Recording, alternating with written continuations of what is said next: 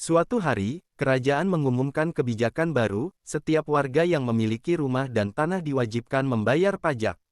Besarnya pajak ditentukan oleh seberapa besar dan bagus rumahnya. Para pejabat kerajaan pun mulai berkeliling, mencatat rumah-rumah warga. Abu Nawas, yang terkenal pintar tapi miskin, tinggal di sebuah rumah kecil yang sederhana. Namun karena letaknya strategis dan bentuknya unik, rumah itu tetap masuk daftar pajak. Padahal Abu Nawas tak punya uang.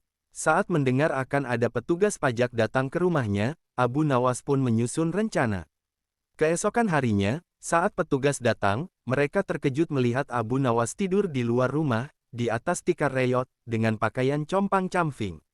Petugas bertanya, "Wahai Abu Nawas, kenapa kau tidak di dalam rumahmu?" Abu Nawas menjawab tenang, "Rumah itu bukan milikku, Tuan." "Loh, bukankah kau tinggal di sana?" "Benar, tapi rumah itu milik istriku. Aku hanya numpang tidur di luar," jawab Abu Nawas sambil menunjuk rumahnya yang kosong. Petugas kebingungan, "Kalau begitu, mana istrimu?" "Dia sedang pulang ke rumah orang tuanya. Silakan datang lagi tahun depan, mungkin dia sudah kembali," ucap Abu Nawas polos.